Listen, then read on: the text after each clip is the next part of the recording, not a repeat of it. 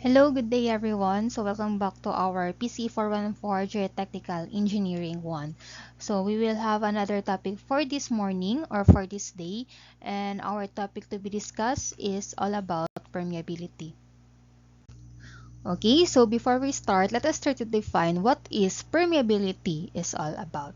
So according to this one, permeability is the property of soil that permits the passage of water under a gradient of force.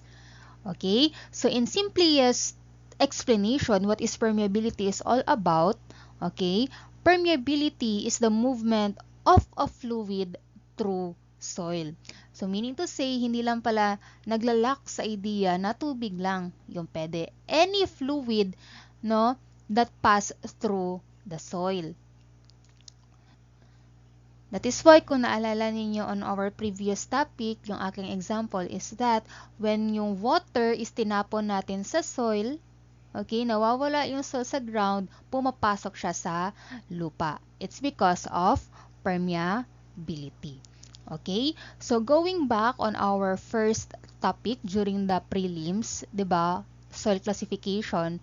Now, we know that our soil is composed of solid soil particles where meron tayong tinatawag na voids. Okay? Going back to our soil constituents, sabi natin dito that our voids is composed of air and water. Okay? So, because of these voids, no, dahil sa voids na ito, our soil or the soil allows or permit the fluid to pass through the soil mismo. Okay? Because of the voids, kaya nakakapasok yung fluid natin sa ating soil. So, ganito na lang, isipin natin. For example, here, we have the gravel. Okay? Kapag gravel, yung soil particles natin, we know that the voids present in that soil is bigger. So, sabihin natin na yung voids dito is air. Okay? Sobrang laki ng volume ng air dito. So, pag tinapunan natin to ng tubig, anong mangyayari? Saan ba pupunta yung tubig? Matik, no? Basically, yung tubig ninyo is papasok siya kung nasaang merong space na pwede. Where yung voids na tinatawag natin. Okay? And because of that voids, nagkakaroon din tayo ng permeability. Okay? So, ibig sabihin, no, the bigger the volume of the voids, no, like for example, the gravel, it has the high permeable soil. Ibig sabihin, mas malaki, mas mabilis yung pag-permit ng fluid natin sa soil. Where, kung i-compare naman natin yung gravel to clay, okay, as you can see, no, clay has a smaller volume of voids. Ibig sabihin, kung bubuhusan natin to ng tubig, hindi agad papasok yung tubig sa clay. Now, it's because its composition is compacted. Halos wala na tayong makita na volume of your voids. No, pero meron pa rin yung papasok. No, pero konti lang. So, ibig sabihin, it has a low permeability. So that is the difference, no? When the soil particle has a bigger void uh, or bigger void volume, ibig sabihin it has a high permeability. While, no, soil has a lesser or smaller volume of the voids, meaning to say it has a low permeability. Sana nagets yan. Okay, so dito naman, let us try to define permeability. So, simulan natin from the word seepage. Okay, ano ba yung ibig sabihin ng seepage? O, ito yon. Seepage is the passage of water through porous material. Okay, again, seepage is the passage of water or fluid through a porous material. While permeable material is the material with continuous void and it is called permeable material. Okay, ito na. So, when we see permeability, no, since it is a property, so let us try to define this as the rate of flow of water under laminar flow conditions. Okay, through a unit cross-section area perpendicular to the direction of the flow through porous medium unit hydraulic gradient and under a standard temperature conditions. So meaning to say, pag pinag-uusapan natin yung permeability, we are considering a laminar flow condition. Okay? Kasi kapag nag-consider na tayo ng turbulent flow, o yung soil natin, baka kumunoy na yon or quicksand. Okay? So, yung pag-permit ng tubig natin or yung pag-permit ng fluid natin through a porous material, which is most commonly soil yung tinatawag natin yon, the rate of flow no, ng pagpasok ng fluid natin sa ating soil is tatawagin natin yung permeability or permeability. No, and take note again, no, ang pinag-uusapan natin dito is a laminar flow. Okay, so pag-usapan naman natin yung mga components kapag pinag-uusapan natin yung permeability. And first thing is your hydraulic conductivity. So what is your hydraulic conductivity? No, it can also be called as your coefficient of permeability. These are the parameters who controls the rate of seepage of the soil. It is expressed in centimeter per seconds, meter per seconds for SI unit, or it could also be feet per seconds in English unit. So, nagets ba by the definition? So, ibig sabihin, your coefficient of permeability or your hydraulic conductivity, no, yan yung magiging parameters natin to control the rate of seepage of the soil. Again, what is seepage? No, yan yung pag-permit or yung pagpasok ng ating water into a porous material. So, itong hydraulic conductivity natin, no, aside from being its parameter, so, yung hydraulic conductivity natin is nakadepende din sa pagka-viscous ng material.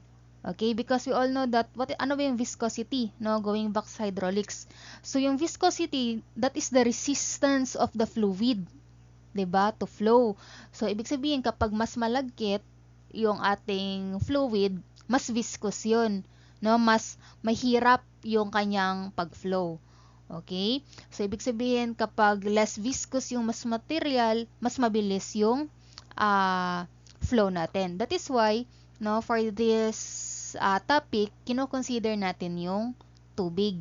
No, kasi less viscous siya. And aside from the viscosity of the fluid, no, when we're talking about hydraulic conductivity, tinitingnan din natin yung pore size distribution, which is yung soil particles natin, and as well as your voids, no? It's because nakadepende nga sa voids yung magiging permeability. Ano ba tayo? Permeability status, no, ng ating soil, if that is high or low permeability. Okay? So, talking about viscosity, okay, so going back to your hydraulics, we know that your unit weight and your viscosity changes, no, with respect to the temperature. Ibig sabihin, linear to. Kapag nagbabago yung temperature, nagbabago din yung value ng unit weight at ng viscosity. That is why naalala ninyo, kapag 4 degrees and 20 degrees, iba yung value ng unit weight of water as well as for the mass density, no, because that is because of the temperature. So when the temperature changes, your unit weight and the viscosity also changes. So ganun din yung hydraulic conductivity. When the temperature changes, your hydraulic conductivity also changes. Okay? And hindi ko pala nasabi kanina, no, that the variable for your hydraulic conductivity is tatawagin natin tong variable K. Okay? Okay. So, to express na, no, para maging uniform tayo sa ating solution, so let us say, no, that the standard temperature kapag pinag-uusapan natin yung hydraulic conductivity, that is in the temperature of 20 degrees Celsius. Again, K is your hydraulic conductivity or your coefficient of permeability. And that is expressed in meters per seconds. No? Parang velocity. Which is, makes sense, no? Which minimeasure natin yung flow rate, no, ng pagpasok ng fluid natin sa soil. So moving on to our Darcy's law, no, formula naman ito. So Darcy's law states that the rate of the movement of the water through a porous soil is proportional to the hydraulic gradient. So you have the formula here of V is equals to K times dH over dL, where V is the velocity of the movement and K, yung bago nyo lang nakilala kanina, which is your coefficient of permeability or your hydraulic conductivity. And your dH over dL there is your hydraulic gradient. Okay, so we will not be dealing sa calculus, no? Because you see dH over dL. So, yung dH over dL na yan is nakuha, no? Gamit yung mga pag-derive ng equation. So, siguro hindi na tayo mag-derive. Okay? But then again, dH over dL, no, is tinatawag yang hydraulic gradient. And normally, on the other book, no, dH over dL, okay, that is in a variable of I. Sige lang, i-discuss natin yan. Okay, so this is the example of your permeability. No? So you have here your piezometer, which is kukunin natin yung difference between the piezometer 1 and your piezometer 2. So DH dyan is the difference between the height of your piezometer 1 and piezometer 2. Okay? So, as I've said earlier, that yung permeability natin is in laminar condition. So, in order for us to get the value of your H, okay, the value of your H, that is the difference between H1 and H2. Where ito yung ating H1. Ito naman yung ating H2. Okay? So, Q is equals to AV. Yan yung nakilala natin during the hydraulics. But dito sa ating permeability, okay, tatawagin natin yung Q natin as AKI, no? Or AKI. Or dati, we did memorize this one as KIA, no? Where Q is equals to KIA, KIA. Okay?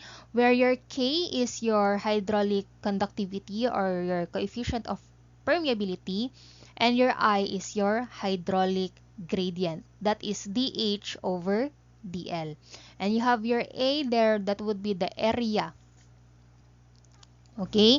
But I want to emphasize yung area na pinag-uusapan natin dito. Okay? Yes, that is the cross-section area. But take note, no, kung naalala nyo doon sa definition kanina, that yung area na pinag-uusapan natin dito is the area perpendicular to the flow. Okay? So, sabihin natin, ito yung soil solids natin or yung soil ninyo, and then, ito yung flow. Yan, yung flow na force. Okay? Yung pinag-uusapan natin is the area perpendicular to the flow. So, if this is the flow, this is the area. Okay? So, that is perpendicular. Kita nyo naman na, no? Yan, highlight na lang natin. Yan. Perpendicular to the flow. Ito yung area na pinag-uusapan natin. Okay? And, ano pa bang pag-usapan natin dito? L, that is the length of the specimen. So, saan naman natin makikita yung length dito? If the area is perpendicular to the flow, ang length naman natin dito is, it must be parallel to the flow. So, if you have a flow like this, ibig sabihin, yung length natin is parallel to the flow. Again, area is perpendicular to, ano ba to?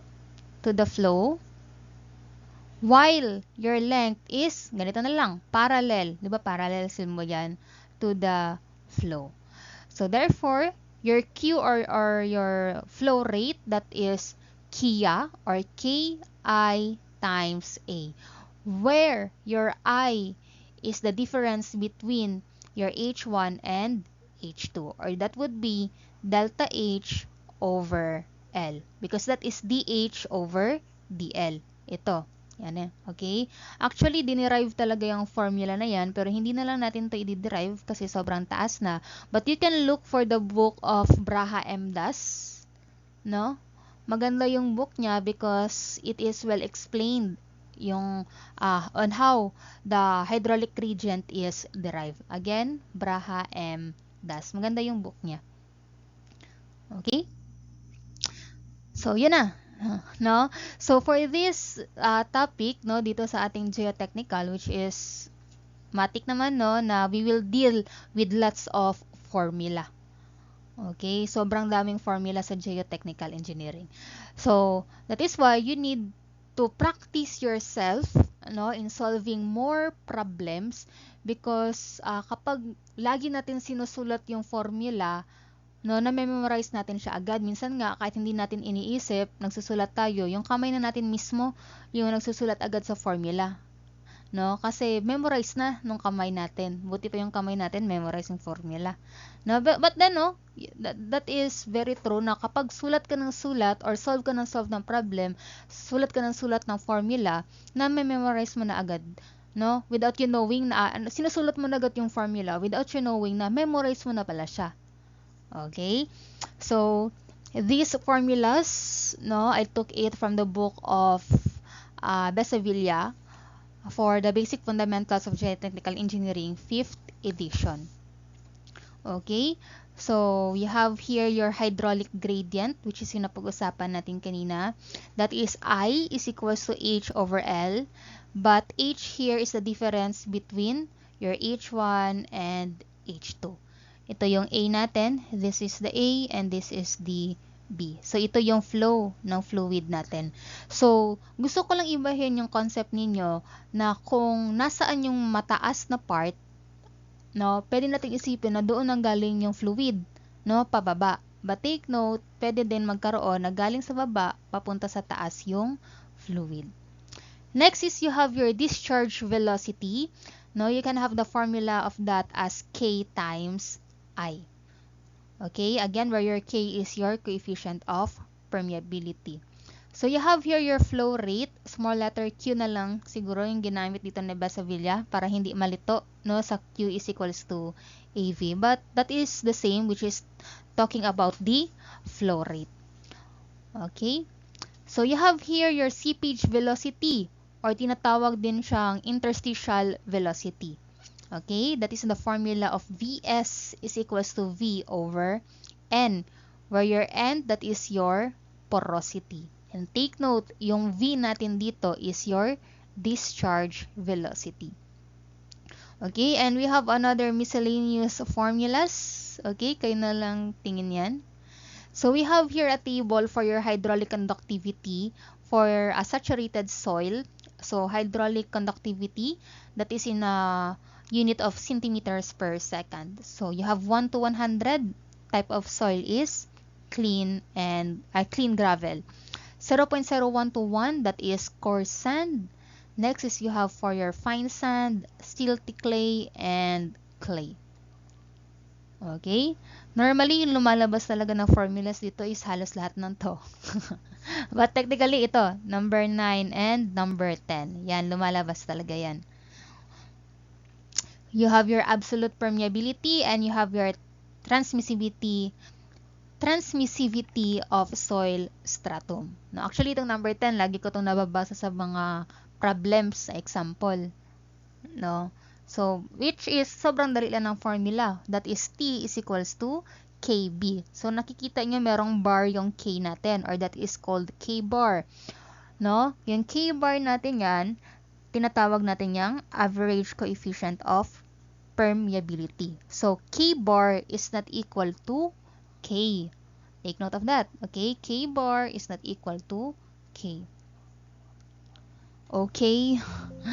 So, we have here additional formulas for our permeability. So, meron tayong methods of computing coefficient permeability. We have constant head and we have falling head. So, empirical formulas, meron din tayo dito. Okay. Sige.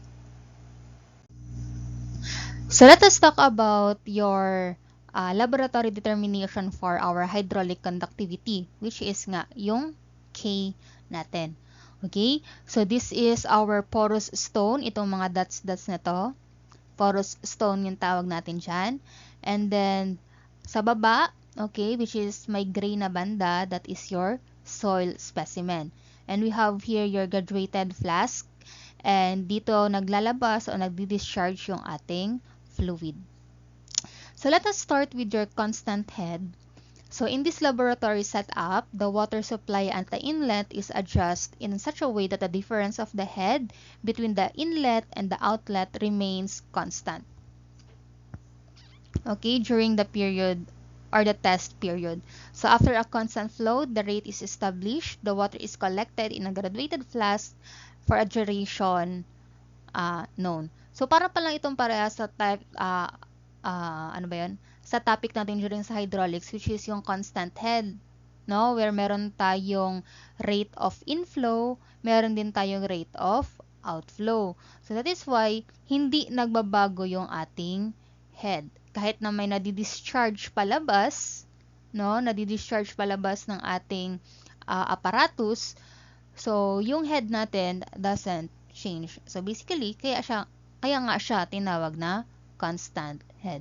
So, in order for us to get the value of our hydraulic conductivity, na that is in the formula of K is equals to VL over AHT.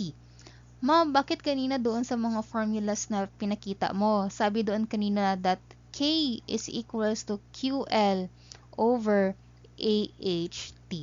Actually, guys, that formula, this formula, and this formula lang is the same. Okay? Dito kasi kay Besavilla, ginamit niya is Q. And then dito naman kay sa kinunan ko ng formula na to, ginamit niya naman is V. I think, no, change niya lang yung variable into V para hindi magkalito.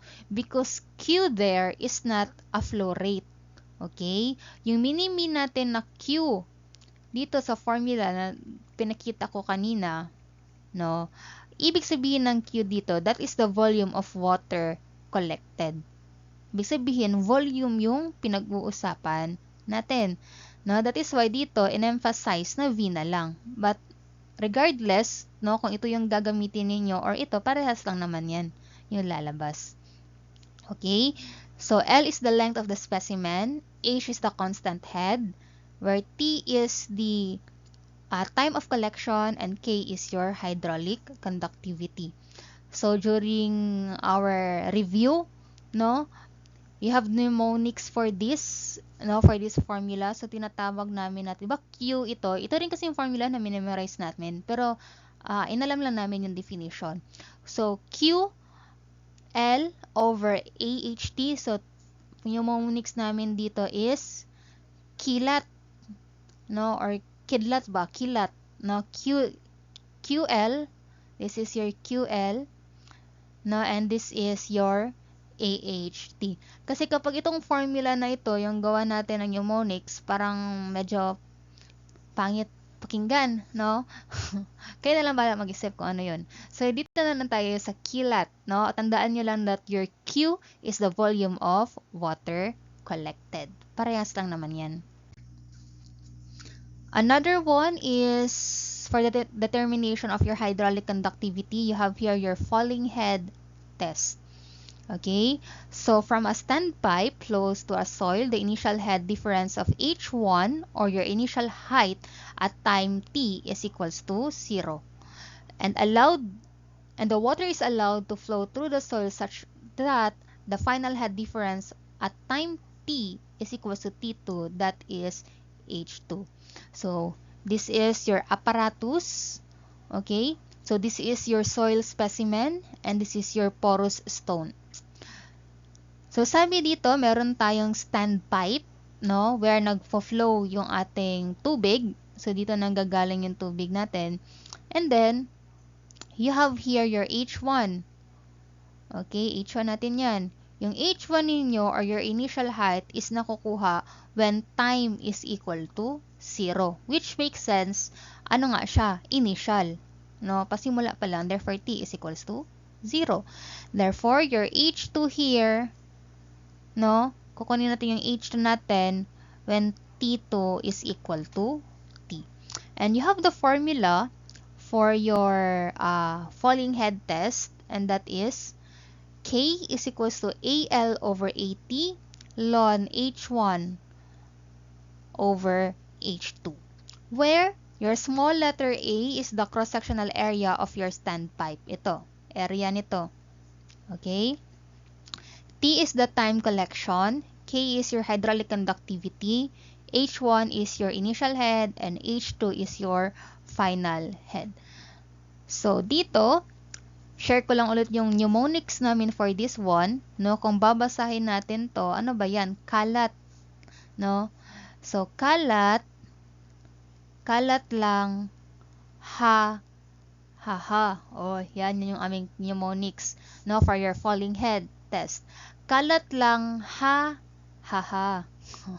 Okay, na bahala kung ayaw nyo ng mnemonics na ganyan. Kayo na lang gumawa. Okay? Basta, that's how we memorize the formula during... Okay, so let us try some example to better understand this topic. So, we have here, for a constant laboratory permeability test on a fine sand, the following data are given. So, length of the specimen, diameter of the specimen, constant head difference, volume of water collected in 4 minutes, which is 420 cubic centimeter, and then volume of, that is your void ratio of the soil specimen. So, what is asked is for the value of our coefficient of permeability, that is your K. Discharge velocity, that is your V, and your seepage velocity, that is your Vs. So, what type of laboratory test ba itong sinosolve natin? Yes, that is correct. No, that is your constant laboratory permeability test, or basically, that is your constant head test. No? May constant na word, matik na yan.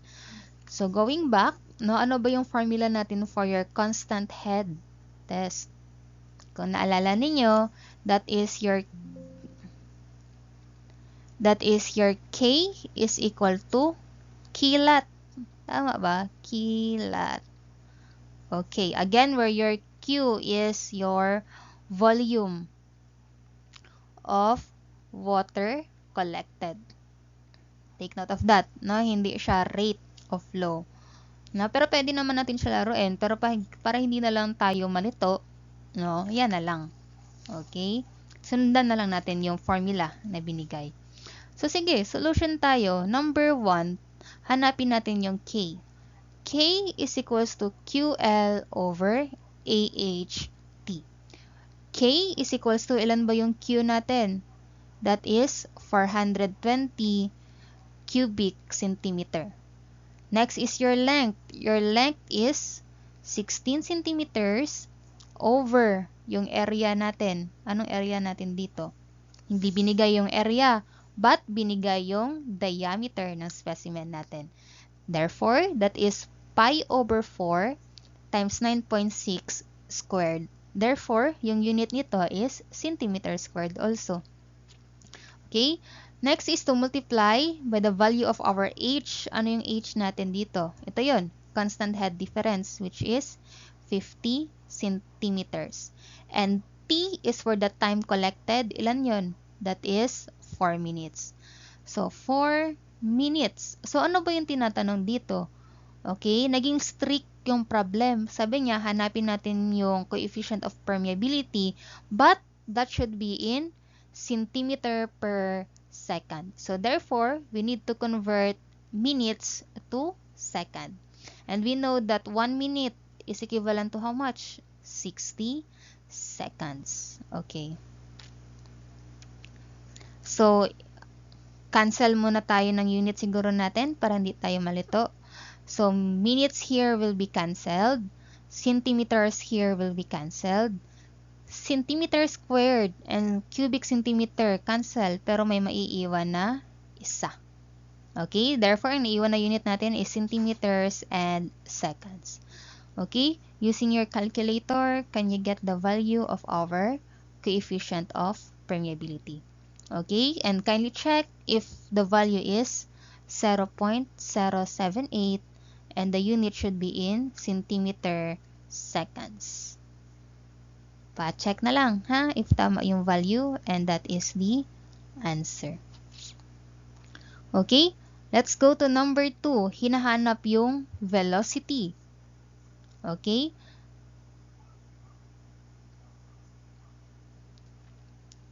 So, velocity tayo galing sa discharge. So, ano ba yung formula ng discharge natin? Diba? That is Q is equals to AV. Where your Q here, ano ba yung Q natin? Diba? Yung Q natin should be in volume over time. Okay? Or that is in cubic centimeter, that is in cubic meters per seconds, or pwede din naman siya maging cubic centimeter per seconds. Okay, erase natin palito malito. So, wag malito ha, kasi dito sa formula natin sa coefficient of permeability, ang Q natin dito is volume of water collected. Number 2, tinatanong dito is the discharge velocity. So, saan ba natin makikita yung discharge natin? Discharge velocity, 'di ba? Sa flow rate. So, gagamitin ko tong Q. No? So, wag malito. Okay? So, for our Q, that would be 420 cubic centimeter over yung time natin na nakuha siya.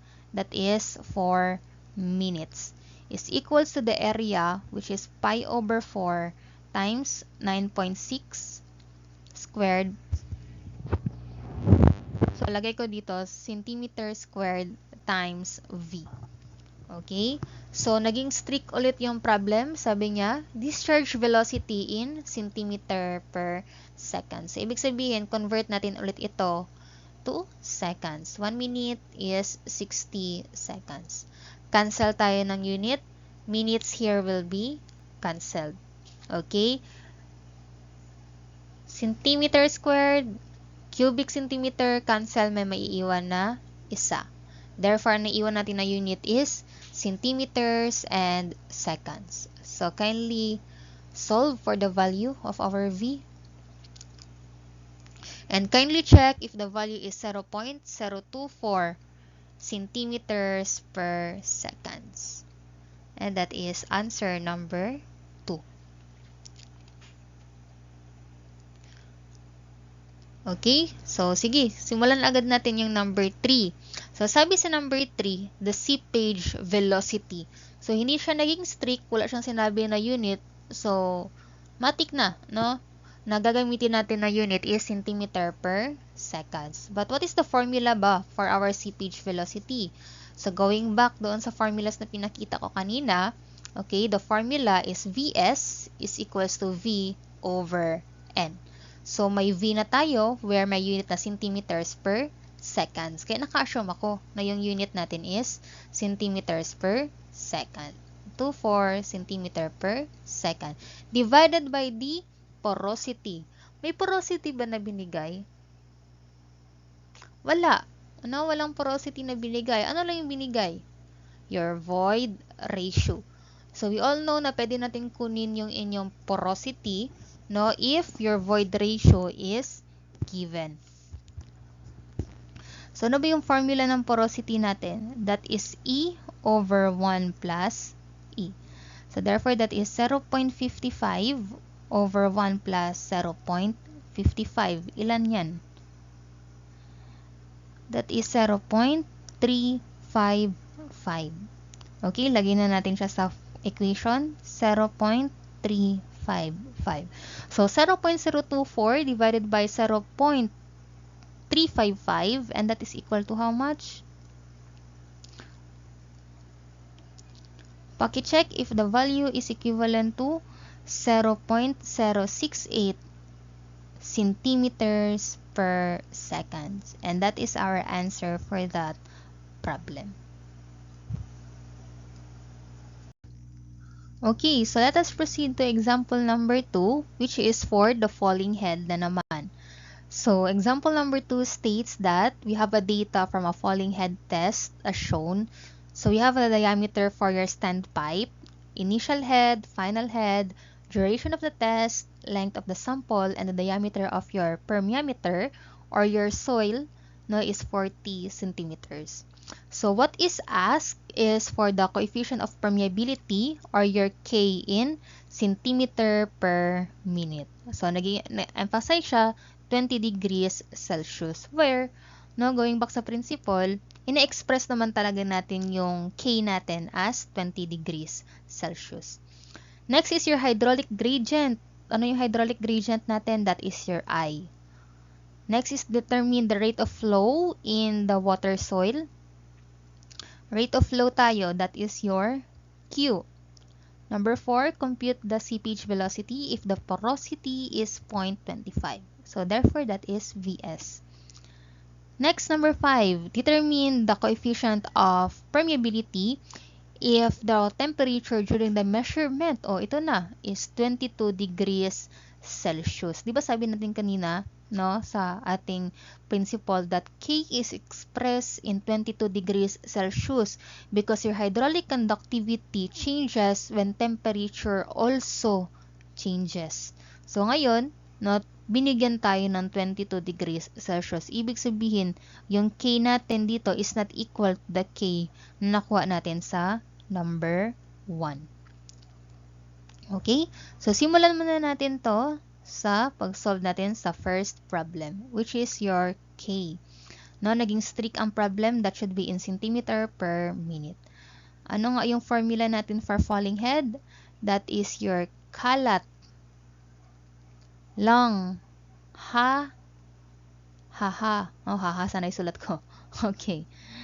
So, meron tayong diameter. Puro diameter lang, wala tayong area. Therefore, isa-solve muna natin. Okay? Small letter A is the area for your standpipe. So, that is pi over 4 times 6 squared. Ilan ba yan? Oh, one thing. Naka-mm pala to. So, di lang siya basta-basta 6. Okay? So, ibig sabihin, balik tayo dito sa conversion. Okay? Be careful, naka-mm siya. So, lahat na ito is naka-centimeter. So, convert, wala tayong magawa. I-convert natin yung mm to centimeter, where i-divide lang natin to ng 10. Okay? Para maging centimeter. Tapos, square natin. So, ilan ba yan? That is 0.283 centimeter squared. Be careful ha sa units. How about the area for our soil specimen? So, that is pi over 4. Ito hindi na natin i-convert kasi binigay na agad siya in centimeters. So, you have 40 squared. And that is 1,256.637 centimeter squared. Okay, and I think pwede na natin kunin yung ating coefficient of permeability for number 1. And that is 0.283 centimeter squared multiplied by our L. Ano ba yung L natin? Yun. 30 centimeter over the area of your soil specimen, that is 1256.637 centimeter squared times yung time natin, which is 12 minutes. So, 12 minutes. So, no need to convert kasi in minutes naman yung ating hinahanap. Ln of H1, initial head, 92. 92 centimeters over H2, which is your final head, 85. Okay, siya tinatawag na falling head kasi from initial height to final height, nagbabago, no? So, centimeters here will be cancelled. Centimeter squared, cancelled. So, ang maiiwan is centimeter per minute, which is pasok sa hinahanap ng problem. So, ilan ba yung value ng K? Okay, kindly check na lang if that is 4.456 times 10 raised to negative 5. That is in a unit of centimeter per minute. Always nyong tatandaan yung unit kapag nagsusulat kayo ng final answer. Kasi sayang, hindi makikredit yung answer ninyo kapag walang unit. Yan. No, inulit pa, tikwi rin naman. Okay.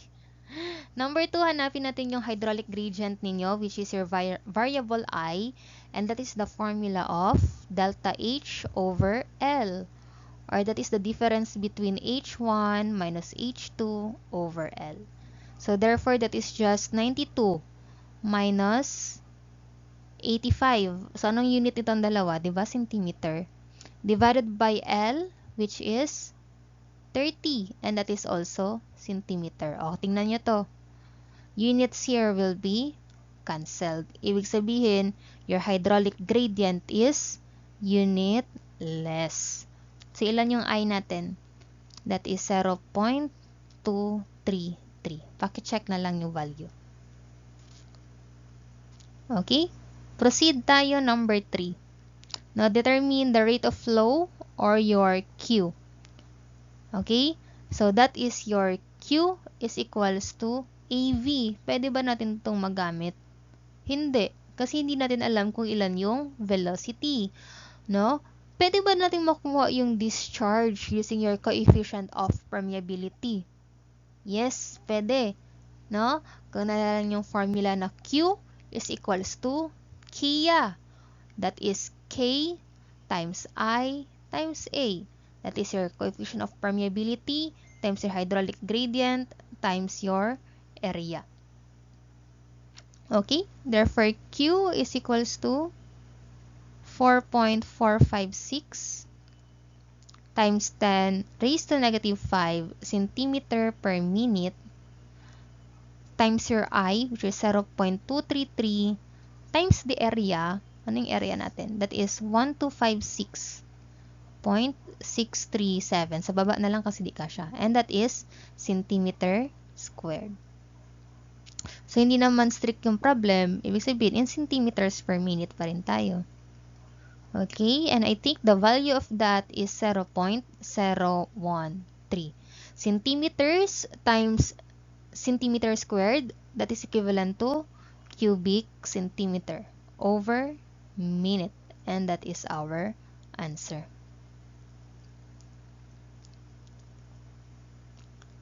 Okay, last is number 4. O, dito na tayo. Number 4 is that solve for the value of your coefficient of permeability if K is, if the temperature is 22 degrees Celsius. So, ito, hindi ko pala ito nabasa kanina during our formulas, pero balikan nyo na lang, no, yung slide na yon. Kasi, meron doon nakalagay that RT is equivalent to 2.42 minus 0.475 ln of T. Okay? Kasi kahit magbigay siya ng situation na na-measure yung coefficient of permeability natin into different temperature, take note that yung K na pinag-uusapan natin dito is expressed in 20 degrees Celsius. Okay? So, parang ang mangyayari nito is ibabalik at ibabalik pa rin natin siya sa 20 degrees. And the formula of coefficient of permeability in 20 degrees, that is K times your RT. Okay? So, paano natin gagawin to? So, solve muna natin yung RT. So, RT is equals to 2.42 minus 0.475 ln of yung temperature na binigay ng situation, which is 22. Sige, paki-solve. And I think the value of that one is 0.952.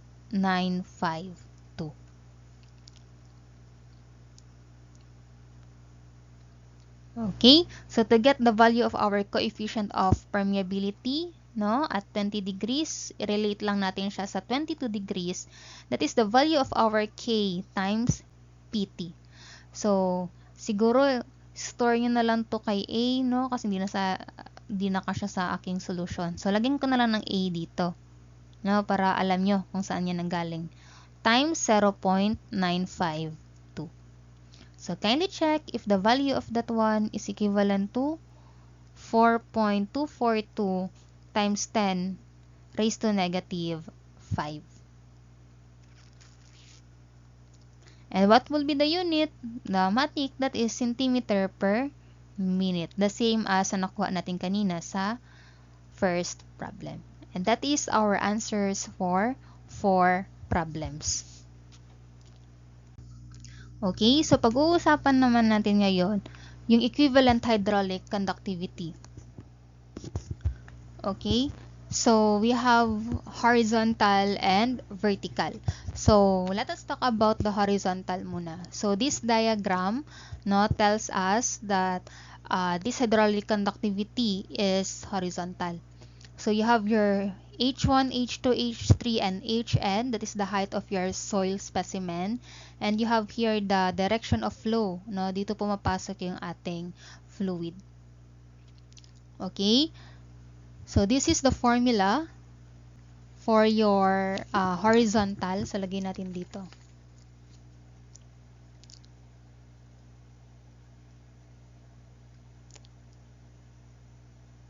Ito na lang natin. Horizontal equivalent hydraulic conductivity. Ganyan na lang ilalagay natin.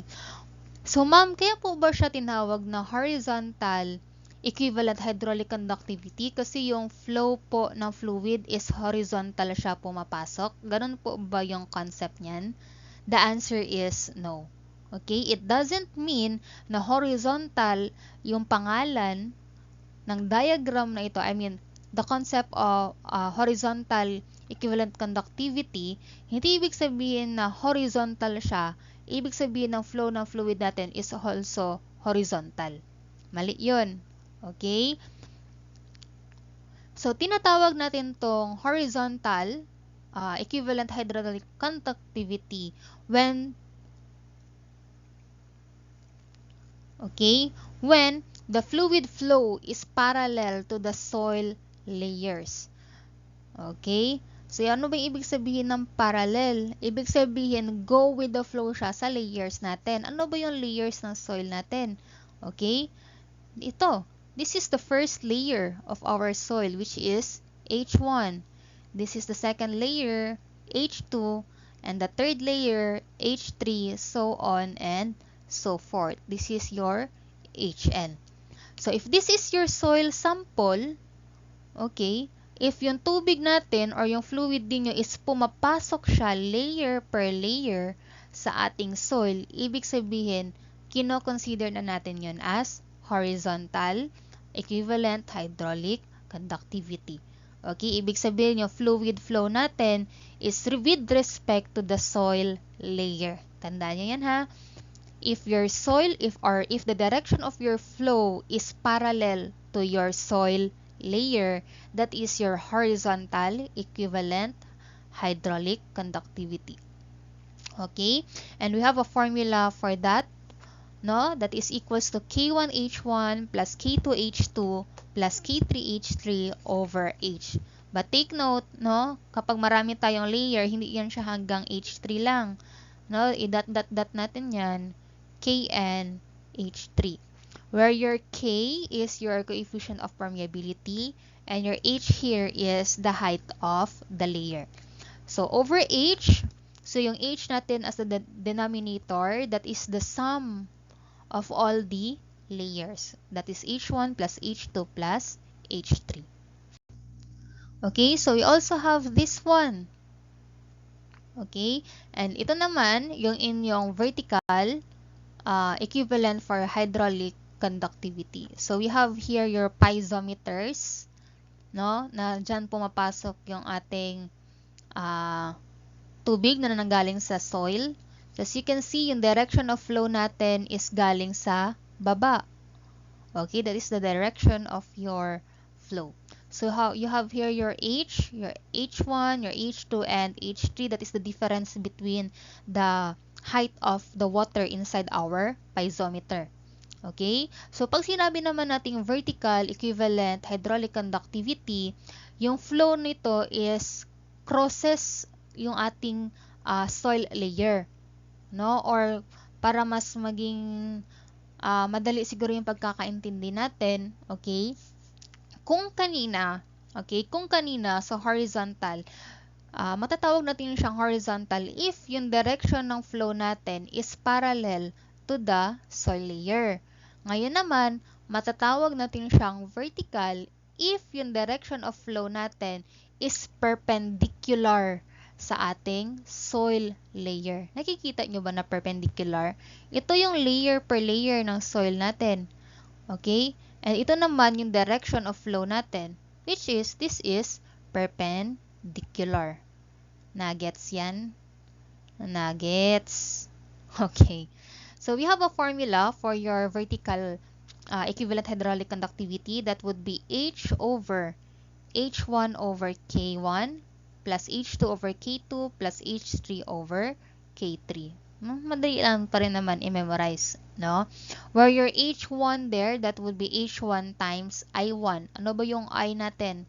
That is your hydraulic gradient. So, this is the difference between this height and this height. O, I natin yan. Okay, so on and so forth. So, let us try, no, to understand paano ba mangyayari yon. Okay, so sabi dito, we have a layered soil given. So, you have H1, H2, and H3 as well as for your K1, K2, and K3. So, let us try to estimate the value of your hydraulic conductivity.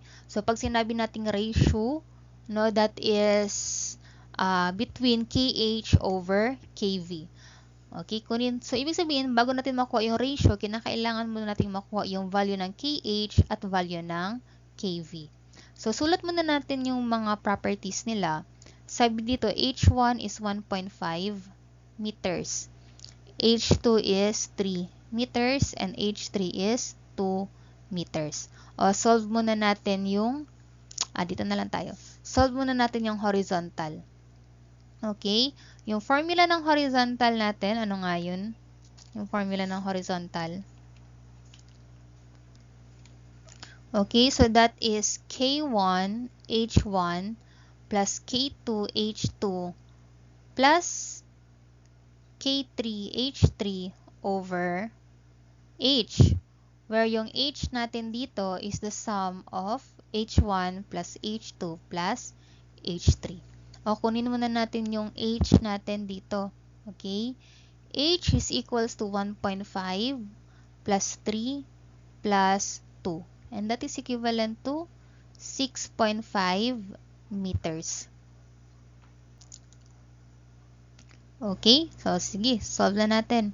Ma'am, may tanong kami, ma'am. Hindi ba namin i-convert yung meters sa centimeters since yung coefficient of permeability namin is in centimeters? Actually, hindi na siya necessary kasi makakancel din naman siya mamaya. Okay? Tingnan nyo. So, sabi dito, K1, H1 muna tayo. Lagyan natin to ng H. K1, H1. Yung K1 natin, that is 10 raised to negative 4 centimeters per second times, ano yung H1? 1.5 meters. Okay? Plus, yung K2 natin. That is 3.2 times 10 raised to negative 2. C over S ko na lang, guys, ha? Times 3 meters. Plus, yung H3 natin. And K3, that is 4.1 times 10 raised to negative 5 centimeter per seconds times 2 meters divided by the value of our H, which is 6.5 meters. So, cancel na yung meters. Tama ba? No, cancel na yan. Algebra lang. Meters, meters, meters, meters is cancel. So, ang maiiwan na lang ngayon is centimeters per seconds. Okay? Sige, paki-compute. Ilan ba yan? Paki-check na lang. Okay? If the value is 148.05 times 10 raised to negative 4 centimeters per seconds. Paki-check na lang. Okay? So, let us try naman to get the value of your vertical equivalent hydraulic conductivity. Okay? So, you have your H over H1 K1 plus H2 K2 plus H3 K3. So, ito madali lang dito. It's because walang binigay na piezometer. No, hindi na natin kukunin yung difference between our H. So, rely na lang tayo dito sa figure na ito. So, that is 6.5 meters over yung value ng H1 natin. That is 1.5 over, hindi ko na lang siguro isulat yung K. No? Kasi hindi kasya sa, sa pwesto natin. Ang ganda pa naman ng daan ko. Tingnan nyo na lang sa given. Okay? H2 is, lagay ko lang yung meters para makita lang yung pag-cancel mamaya.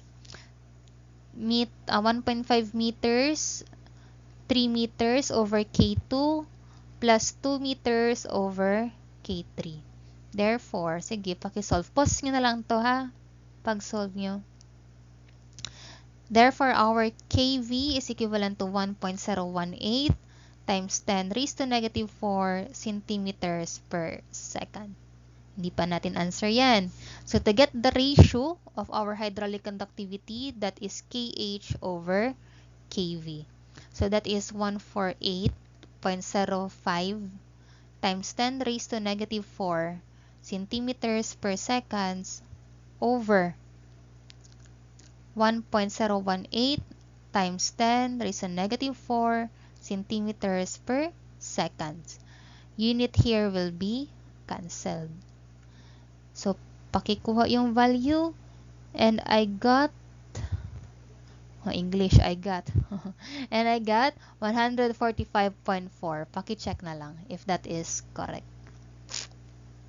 Okay, and that is your answer for the given problem. So, let us try example number 4. So, we have here the 3 layers of soil in a tube that is 100 mm by 100 mm. So, water is supplied to maintain the constant head difference of 300 millimeters. So, the hydraulic conductivities of the soil, direction of the flow through, given in the data. So, you have A, B, C. That is your K or your hydraulic conductivity that is in centimeter per second. So, we have soil A, soil B, and soil C. Ang length per soils natin is 150 mm. So, yung height natin or your constant height, okay, that is 300 mm. So, this is the inlet. Diyan pumapasok yung soil natin at dito siya nag-discharge. So, constant head, hindi nagbabago yung ating elevation. 100 pa rin. So, the area of our soil in tube, that is 100 by 100. So, ang hahanapin natin ngayon will be the rate of water supply in cubic centimeter per hour. Okay, so dyan lang tayo mahihirapan. No? It's because magkaiba yung unit kasi mm tayo and centimeter. But regardless, no, madali lang yan. Okay? So, ano ba yung gagamitin natin dito is para ma-solve natin yung value ng K. Ma'am, madali lang. I-add lang namin yung K ng A, B, and C. Total lang namin. So, di ba ma'am, pag kunin natin yung K, that is just Kia man, ma'am.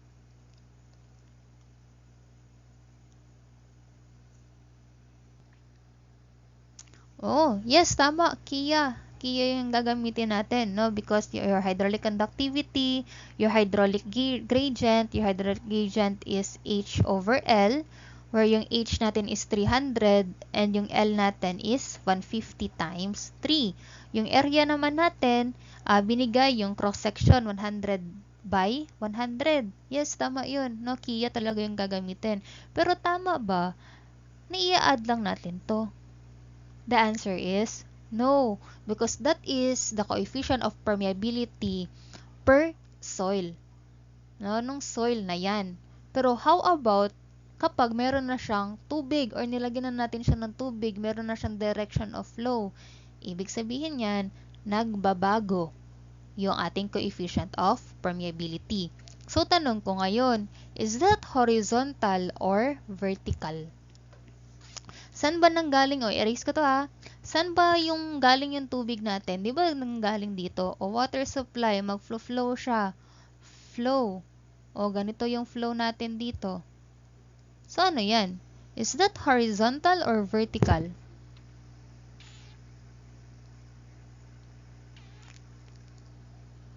Ano ba yung orientation ng ating direction of flow sa ating soil? Tingnan nyo nga.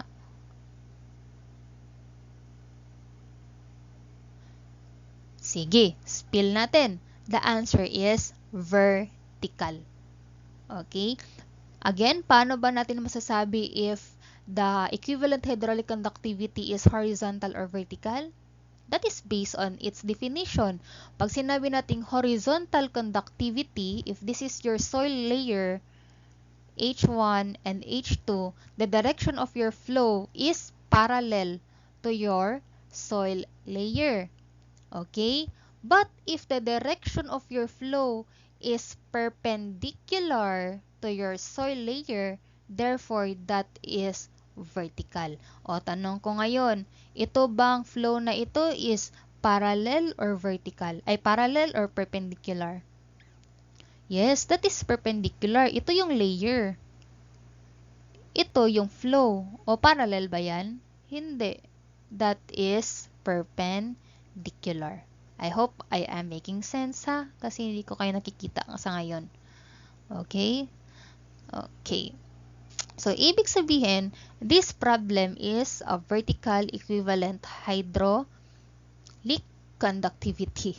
Okay? Where your KV formula is H over H1 over K1 plus H2 over K2 plus H3 over K3.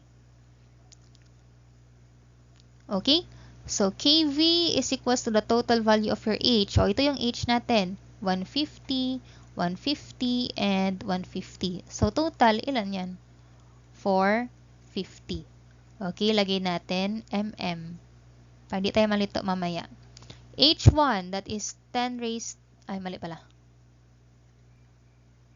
H1, that is 150 mm over 10 raised to negative 2 centimeter per second plus H2 na 150 mm over 3 times 10 raised to negative 3 centimeter per second plus H3 na again 150 mm pa din over our K3 na 4.9 times 10 raised to negative 4. So millimeters here will be cancelled. Maiiwan is centimeters per second. So, paki-solve kung ilan yung value natin dito. Okay, paki-confirm na lang if the value of that is 0.001213 centimeter per seconds. And that is the value of your vertical equivalent hydraulic conductivity. Nalilito talaga ako. Hydraulic conductivity. Okay. So, tama na yun. No? Kunin natin yung rate of flow na yun, ninyo. Tama yun na Q is equal to Kia. Kasi wala naman, di naman tayo binigyan ng velocity. So, hindi natin pwede magamit itong ganito. Okay? So, tama yung Kia natin kanina. So, that should be in cubic centimeter per hour. O, dito tayo. K muna. 0.00113 centimeter per seconds. O, seconds yan. Paano ba natin i-convert yung seconds? Sa R.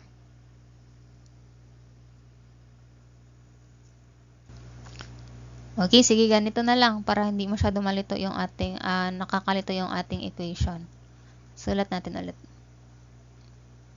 Okay. Q is equals to KIA. Okay. So, meron tayong, hindi na lang pala muna yan. Sige na lang. Pati ako nalito. Okay. So, meron tayong K na value na 0.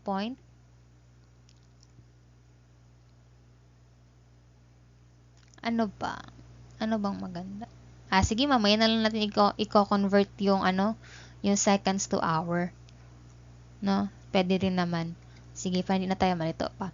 So, Q is equals to 0.01213 centimeter per seconds times your I, which is H over L,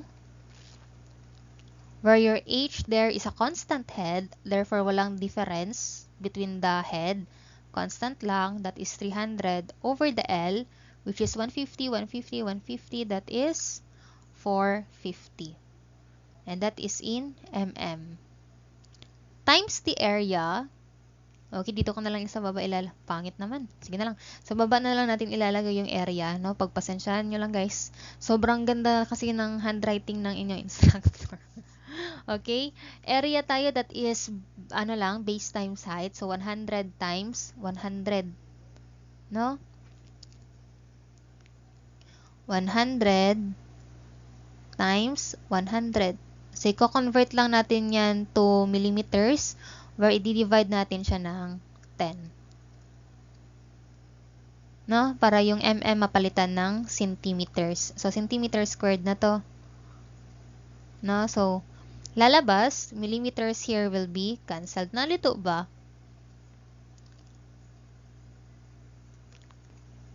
Okay? Para di malito, balik lang sa kayo sa conversion. Okay? 1 centimeter is 10 millimeters. So, kaya ako din-divide ng 10 para yung millimeters is makancel. No? Mapalitan siya ng centimeters. Okay? Nuggets? Okay. So, I think, how much is the value of Q here? Okay, so that is equivalent to 0.809. And take note that is in cubic centimeters per seconds. So, i-convert lang natin yung seconds to hour. Okay, ilan bang meron? No? So, 1 hour, ilang seconds ba meron? That is 3,600 seconds. Tama ba?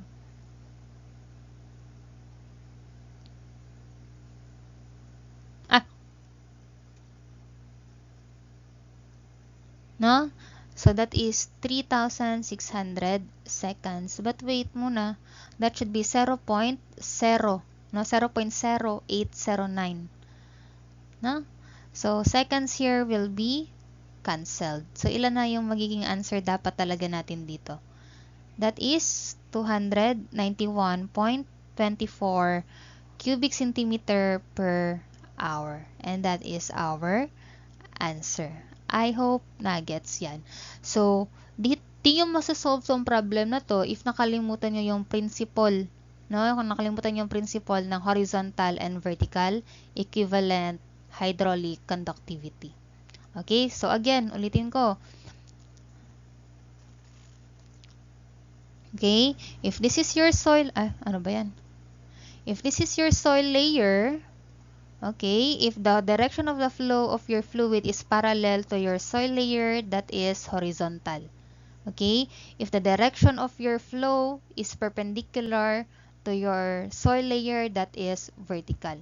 So, it doesn't mean that yung direction ng flow is nakatayo, vertical na yan. Yung direction ng flow is nakahiga, horizontal na yan. Hindi. Okay? No? Horizontal is parallel, vertical is perpendicular to the soil layers. Nuggets? Nuggets.